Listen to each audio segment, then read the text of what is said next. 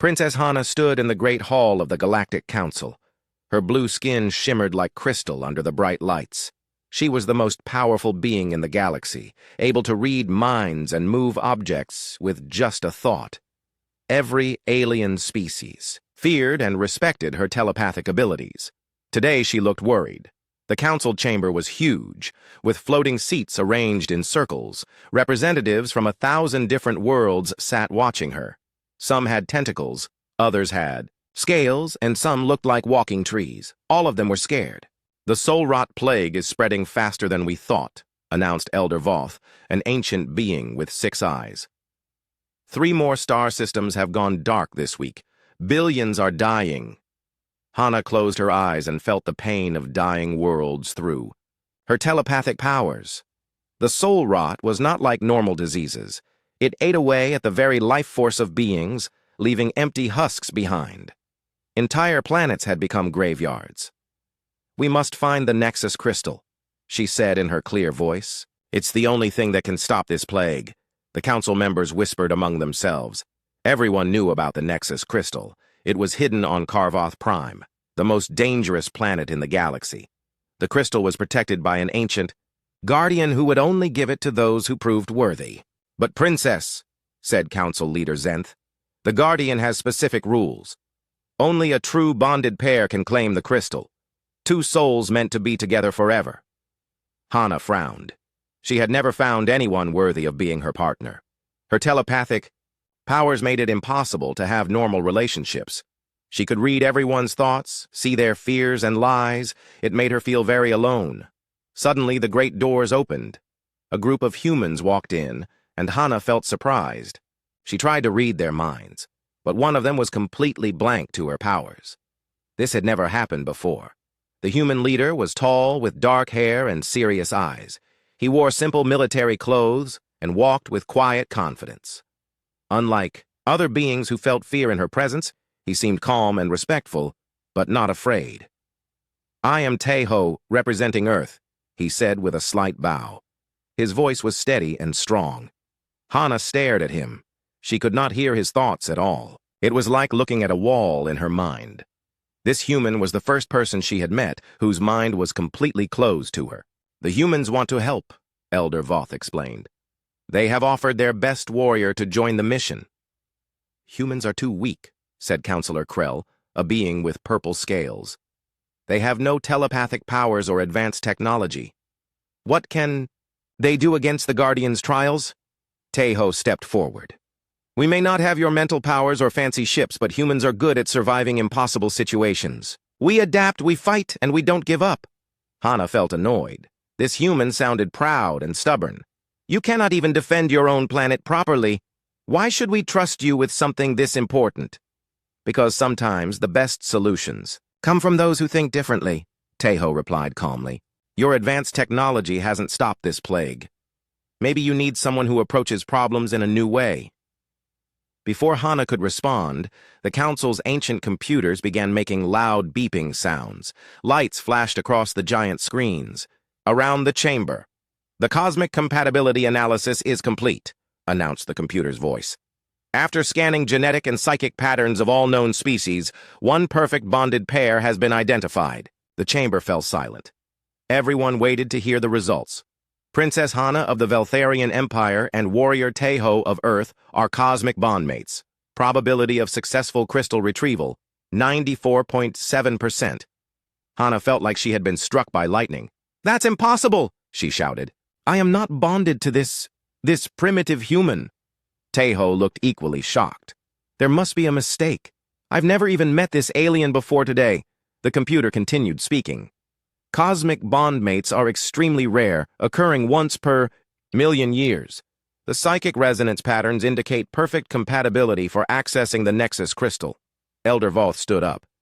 "The computers have never been wrong about cosmic bonds. This is our only hope." "I refuse," Hana said firmly. "I will not work with someone so beneath my station. And I won't pretend to be bonded to an arrogant alien princess," Teho added. The council erupted in worried voices. Some members demanded they follow the computer's advice. Others suggested finding alternatives. In the middle of the chaos, a new alarm started ringing. Soul rot has reached the Centauri system, reported a technician. 4 billion lives at risk. The chamber fell quiet again. Everyone looked at the screens showing dying worlds. Cities that once held millions of people were now empty. The plague was spreading faster each day. Hana felt the weight of all those lives pressing on her mind. As a princess, her duty was to protect her people and all innocent beings in the galaxy. She looked at Tae-ho, who was also staring at the screens with a grim expression. "How long do we have?" she asked quietly. 2 weeks before the plague reaches the core worlds, Elder Voth replied. "After that, it will be unstoppable." Tae-ho stepped closer to Hana. "Look, I don't like this any more than you do, but if working together can save billions of lives, then we have to try." Hana studied his face. Without her telepathic powers to guide her, she had to rely on what she could see and hear. His voice sounded sincere, and his eyes showed the same concern for innocent lives that she felt. "Fine," she said finally. "But understand this, human. I am doing this for the galaxy, not because I believe we are truly bonded." "Agreed," Tae-ho nodded. "This is just a mission, nothing more." Elder Voth looked relieved. "Then it is decided. Princess Hana and Warrior Tae-ho will travel to Karvoth Prime and attempt to retrieve the Nexus Crystal." As the council meeting ended, Hana and Tae-ho stood apart from each other. Both were thinking the same thing. This partnership would never work. They were too different, from different worlds and different ways of life. But deep in the galaxy, the soul rot continued to spread. Time was running out, and their unlikely alliance was the only hope for billions of innocent beings. Neither of them knew that their meeting had been destined long before either of them was born. The journey to Karvoth Prime began badly. Hana's ship, the Stellar Majesty, was the most advanced vessel in the galaxy. Its walls were made of living crystal that could repair itself, and the engines could travel faster than light. But having humans on board made everyone uncomfortable. Sora, Hana's closest friend and advisor, made no effort to hide her feelings. "I cannot believe we are trusting the fate of the galaxy to these creatures," she whispered to Hana as they walked through the ship's corridors. Hana nodded, but she kept thinking about Tae-ho's strange mind. She had tried several times to read his thoughts, but it was like trying to see through solid metal. No one had ever been able to block her telepathic powers before. Meanwhile, in the human quarters, Tae-ho's second-in-command Dong-wook was equally unhappy. "Sir, I don't trust these aliens. They think they're better than us. What if this is all a trap?" Tae-ho cleaned his weapons while thinking. "Maybe it is, Dong-wook, but if there's even a small chance we can save lives, we have to take it." The ship had been traveling for 3 days when the attack came. Skorvac Empire warships appeared out of nowhere, surrounding the Stellar Majesty with heavy guns pointed at them. "This is Commander Zrak of the Skorvac fleet," came a harsh voice over the communication system. "Surrender the princess and the crystal coordinates, or we will destroy your ship." Hana rushed to the bridge. The Skorvacs were a warrior, race that wanted the galaxy to burn. If the soul rot plague killed everyone else, they would be the only ones left to rule. "They have 12 battlecruisers," reported the ship's captain. "We cannot fight them all." "Yes, we can," Tae-ho said, entering the bridge with his team. "But we need to work together." Hana looked at him with surprise. "You have a plan? Your ship has powerful shields and weapons, but you fight like you're trying to win with honor," Tae-ho explained quickly. "Humans fight to survive. We use tricks, confusion, and anything that works." The Skorvac ships opened fire. Energy beams hit the Stellar Majesty's shields, making the whole ship shake. Hana used her telepathic powers to strengthen the shields, but she could feel them getting weaker. "There are too many of them," she said, strain showing in her voice. Tae-ho moved to stand beside her. "Trust me. Can you make it look like our engines are damaged?" Hana didn't understand his plan, but she nodded. She sent false signals to make it appear that their ship was badly hurt and drifting helplessly. The Skorvac ships moved closer, thinking they had won. That was exactly what Tae-ho wanted. "Now!" he shouted. Hana poured all her telepathic energy into the ship's weapons. At the same moment, something unexpected happened. When Tae-ho placed his hand on her shoulder to steady her, she felt a surge of power unlike anything she had experienced before. Her telepathic abilities suddenly became twice as strong. The ship's weapons fired with incredible force, destroying 3 Skorvac cruisers instantly. But the effort was too much for Hana. She collapsed as her powers overloaded. Taeho caught her as she fell. Without thinking, he somehow channeled his own life energy into her, helping her recover. Neither of them understood how he was able to do this, but it worked. Impossible, Sora whispered, watching from across the bridge. No one can share energy with a Veltharian telepath. Hana felt Taeho's strength flowing into her, and her powers stabilized. Together they destroyed the remaining Skorvac ships in minutes. When the battle was over, they were both exhausted, but alive. Later that evening, Hana found Taeho on the observation deck, looking out at the stars. She approached him carefully, still amazed by what had happened during the battle. "How did you do that?" she asked. "How did you give me your energy?" Taeho shook his head. "I don't know. I just saw that you were in trouble, and I wanted to help. Something inside me knew what to do." They stood in silence for a while, watching distant galaxies slowly turn. Finally, Hana spoke again. "I have never met anyone whose mind I cannot read. It's strange." "Is that why you seem so lonely?" Taeho asked gently. "Because you know everyone's thoughts?" Hana was surprised by his understanding. When you can see into people's minds, you discover that most of them are thinking unkind things about you. They smile and bow, but inside they fear you or want something from you. Real friendship becomes impossible. Taeho nodded. "On Earth, I was always the one who had to make the hard choices, send soldiers into battle, knowing some wouldn't come back. Everyone looked to me for answers, but no one wanted to share the weight of those decisions. So we are both alone, even when surrounded by others," Hana said softly. "Maybe that's why we can work together," Taeho suggested. "We understand what it's like to carry heavy responsibilities." Over the next few days, they spent more time talking. Hana used her powers to show Taeho beautiful sights from across the galaxy. Nebulae that looked like colorful flowers, stars being born in clouds of cosmic dust. Taeho told her stories about Earth's oceans, mountains, and forests, describing them with such love that she could almost see them herself. "Your planet sounds beautiful," Hana said one evening. "I have visited thousands of worlds, but none of them sound as peaceful as Earth." "It wasn't always peaceful," Taeho replied. "We had to fight for that peace. Many good people died to protect our world from those who would destroy it." Hana looked at him with new respect. "Is that why you became a warrior? To protect others?" "Someone has to," Taeho said simply. "If those with strength don't protect those who are weak, then what good is that strength?" Hana had never heard anyone talk about power the way Taeho did. Most beings wanted power for themselves. Taeho seemed to see it only as a tool for helping others. "I think I understand why the computers matched us," she said quietly. "What do you mean?" "We both know what it means to put others before ourselves. We both understand the weight of protecting people who depend on us." Taeho smiled slightly. "Maybe we're not so different after all."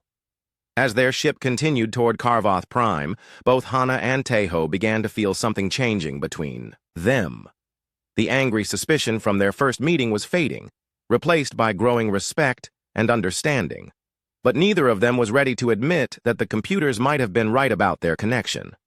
They were still just partners on a mission, nothing more, or so they told themselves. Deep in space, their destination grew larger each day. Karvoth Prime waited for them, along with trials that would test not just their individual strengths, but the bond that was slowly forming between them. Karvoth Prime was the most dangerous planet in the galaxy. As their ship approached, Hana and Taeho could see why. The planet's surface changed every few hours from burning lava fields to frozen ice plains. Its unstable orbit around a dying star made the weather deadly and unpredictable. "The temple is on Mount Eternity," the ship's navigation officer reported. "But the mountain phases in and out of our dimension. We only have small windows when it becomes solid enough to land." Hana studied the readings. "The air is poison to most life forms. The gravity shifts randomly. And those moving objects on the surface? Void stalkers," Taeho said grimly. "I've heard about them. Crystalline creatures that hunt anything with life energy." Sora looked worried. Princess, surely you don't plan to go down there yourself. Send a team of soldiers first. The Guardian's magic won't allow that, Hana replied. Only the bonded pair can enter the temple. Everyone else will be turned away or destroyed. Dongwook stepped forward. Sir, at least take extra weapons and supplies. Taeho shook his head. The trials must be faced with our own abilities, nothing more. When Mount Eternity became solid, they landed their small shuttle at its base. The moment they stepped outside, the planet tried to kill them. The air burned their lungs and the ground shifted beneath their feet like it was alive.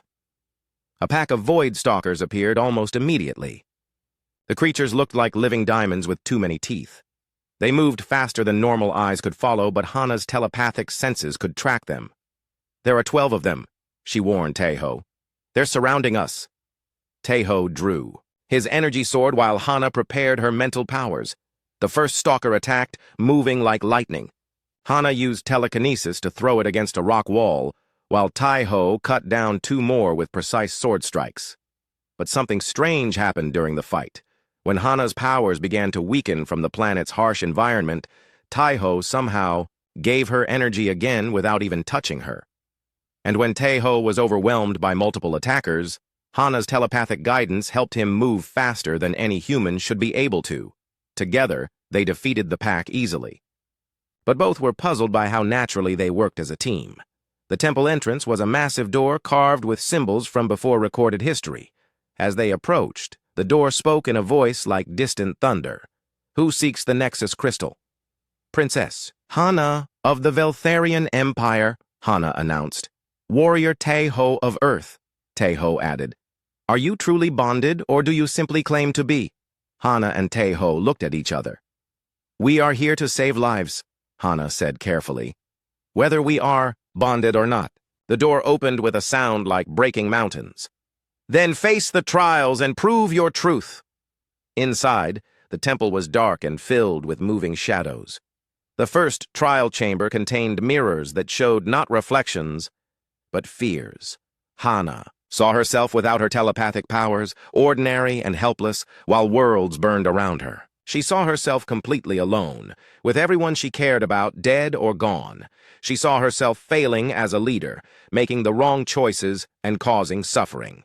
In his mirrors, Taeho saw the faces of every soldier he had sent to die. He saw his home planet burning while he was too far away to help. He saw himself growing old and bitter, pushing away everyone who tried to care about him. The fears felt real. Both of them began to panic, lost in visions of their worst nightmares. But then Hana heard Taeho's voice cutting through the terror. These aren't real, he said firmly.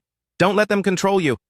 Hana used her telepathic abilities to connect with his mind, sharing her strength with him while drawing courage from his certainty. Together they walked through the mirror chamber, without being destroyed by their fears.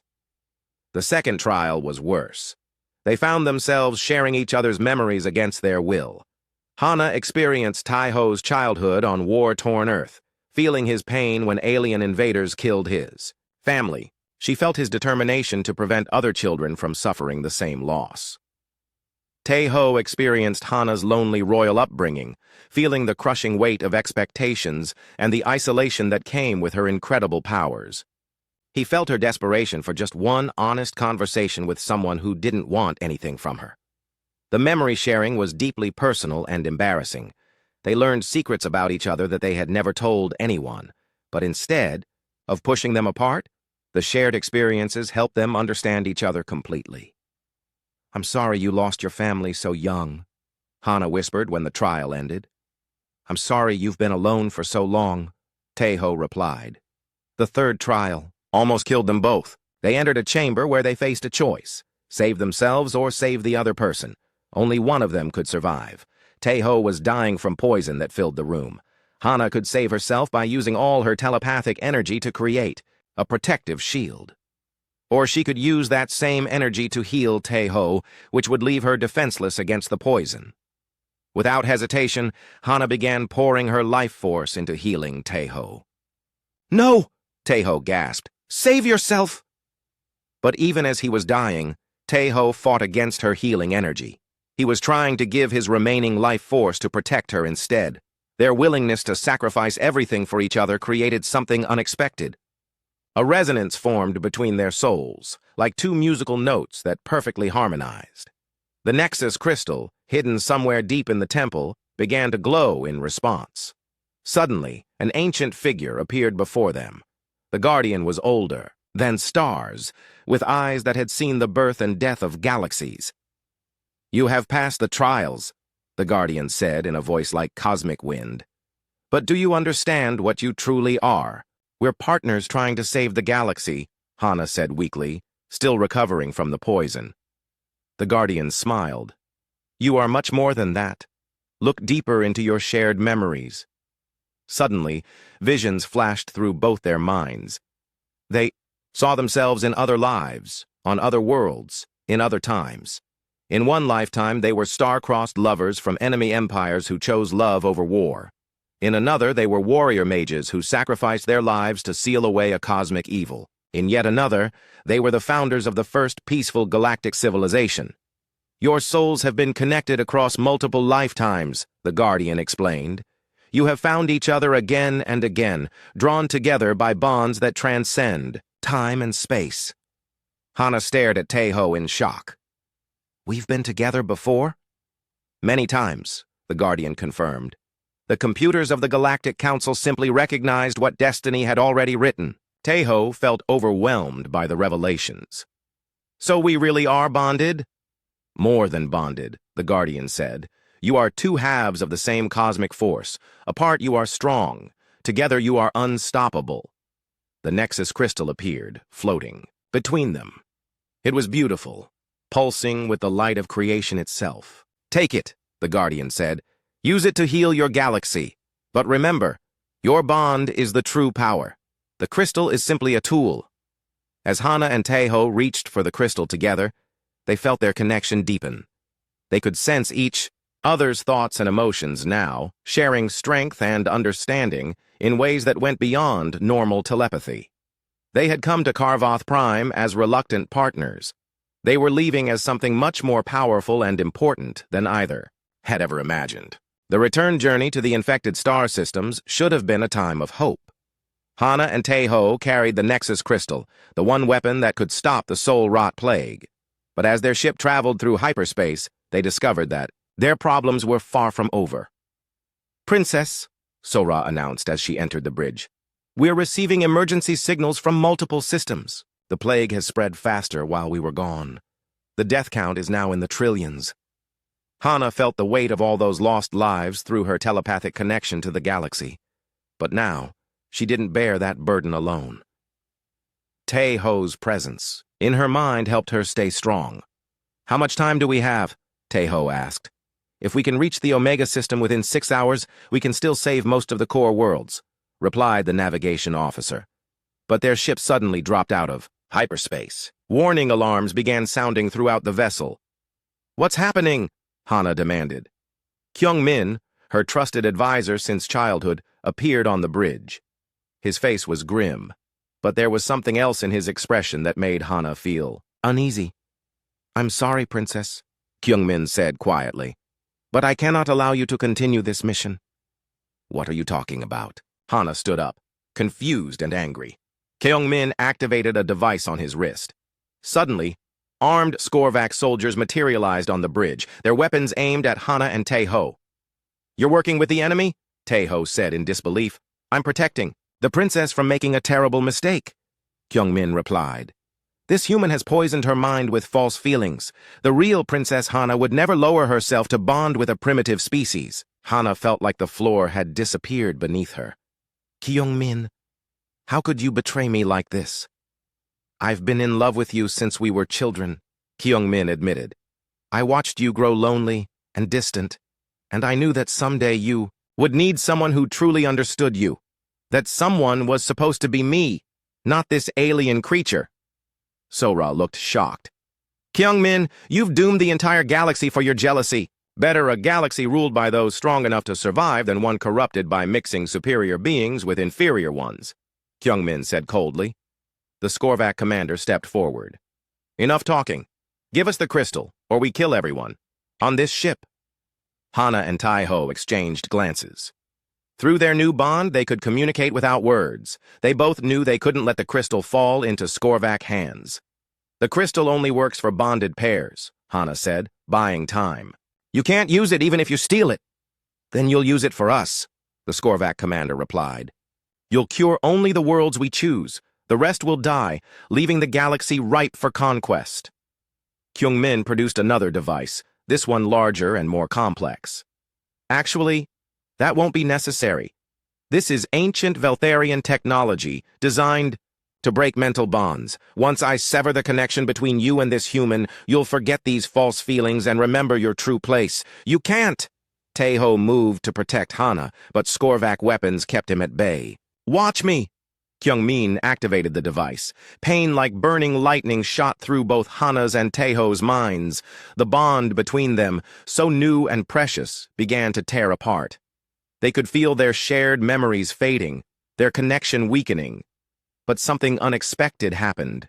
Instead of breaking their bond, the attack made it stronger. The device had been designed to work on normal Veltharian telepathic connections. What Hana and Taeho shared was something far deeper and more powerful. Impossible, Kyung-min increased the device's power. Why isn't it working? The pain was incredible, but Hana and Taeho held on to each other across their mental link. Through their shared agony, they began to fight back. Hana used her telepathic powers to overload the Skorvac soldiers' weapons, while Taeho broke free and attacked them with his bare hands. The bridge erupted into chaos as the crew joined the battle. Sora, get us to the Omega system! Hana shouted while deflecting enemy fire with telekinesis. Dongwook and his human team had been pretending to be prisoners. Now they revealed hidden weapons and began fighting alongside the ship's crew. Kyung-min retreated toward an escape pod, still carrying the bond-breaking device. If I can't have you, princess, then no one will. He fired the device one more time at maximum power. The mental assault was so strong that both Hana and Taeho collapsed, screaming in pain. But their bond didn't break. Instead, something amazing happened. The Nexus crystal began to glow in response to their connection. The crystal's power flowed through their bond, not only healing their minds, but also showing them how to use its true abilities. Hana stood up, her eyes blazing with crystal light. She could feel every living being in the galaxy through her enhanced telepathy. Taeho rose beside her, somehow able to channel and direct her cosmic-level powers with perfect precision. Together, they reached out across space and time. The Nexus. Crystal's energy flowed through their bond and into the plague-infected systems. Wherever the soul rot had spread, the crystal's healing light followed. Planets that had been dead for weeks suddenly bloomed with life again. Beings who had been reduced to empty husks sat up, cured and whole. The plague that had threatened to destroy galactic civilization was being erased by the combined will of a Veltharian princess and a human warrior. Kyung-min watched in horror as his plans crumbled. The Skorvac commander shot him in anger, then tried to escape in an evacuation ship. But Taeho had learned to use Hana's telepathic abilities. He reached out with his mind and disabled all the enemy vessels, trapping them for later justice. When the healing was complete, Hana and Taeho collapsed from exhaustion. They had saved billions of lives, but the effort had drained them both. Is it over? Sora asked quietly. The plague is gone, Hana whispered, still holding Taeho's hand. Every infected system has been cleansed. Across the galaxy, celebrations began as worlds realized they had been saved. The soul rot plague, which had seemed unstoppable, had been defeated in a single moment of cosmic healing. But for Hana and Taeho, the real victory was different. They had discovered that their bond was stronger than any weapon used against it. Kyung-min's attack had only proven what the Guardian had told them. They were two halves of the same cosmic force.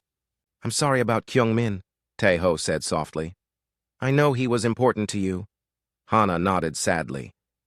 He was my friend for so long. I never realized his feelings had turned into something so destructive.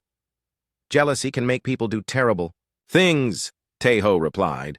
But it doesn't change what we have together. As their ship continued toward home, both of them knew that everything had changed. They were no longer just a princess and a warrior brought together by necessity. They were truly bonded, connected by love that had lasted across multiple lifetimes. The galaxy was safe, but their greatest adventure was just beginning. The news of the plague's defeat spread across the galaxy faster than light itself. Every world celebrated, and every species sent messages of gratitude to Princess Hana and warrior Tai-Ho. But the greatest shock came when Hana made an announcement that stunned her entire empire. "I am giving up my claim to the Veltharian throne," she declared to the assembled royal council. The Crystal Palace Hall fell completely silent. "Princess, you cannot be serious," gasped Elder Moran, the oldest member of the council. "You are heir to the greatest empire in the galaxy." Hana stood beside Tai-Ho, their hands joined. "I have found something more important than ruling. I choose love over power, partnership over dominion." The Veltharian nobles were outraged. For thousands of years, their princess had been groomed to rule 1,000 worlds. Now she was abandoning everything for a human. But Jiwon, Hana's younger sister, stepped forward with a smile. "I think it's wonderful. Hana has carried the burden of leadership her entire life. She deserves to choose her own happiness." "And what about our empire?" demanded Lord Keth. "Who will lead us?" Jiwon's expression became serious and determined. "I will. I've been preparing for this possibility by learning from Hana's example. I've seen how the weight of absolute power isolated her. I want to rule differently, with advisors and partners, instead of commanding alone." Hana felt proud of her sister. Through their telepathic connection, she could sense that Jiwon would indeed be a better ruler than she had ever been. Meanwhile, Tai-Ho faced his own difficult choice. Earth's government wanted him to return as a hero and lead humanity's expansion into space. They offered him command of the entire space fleet and a chance to make Earth a galactic superpower. "Think about it, Tai-Ho," urged General Park during a video call. "You could ensure that humans never again face extinction from alien threats. You could build an empire." "I've already found what I want to build," Tai-Ho replied calmly. "Something more important than an empire." Instead of returning to Earth, Hana and Tai-Ho announced their plan to create the Cosmic Peacekeepers. This new organization would prevent future galactic disasters by bringing different species together instead of keeping them apart. "We learned that our greatest strength comes from working together," Hana explained to the Galactic Council. "We want to teach others the same lesson." Their wedding was planned as a simple ceremony, but it became the greatest celebration in galactic history. Representatives from every known species came to witness the union.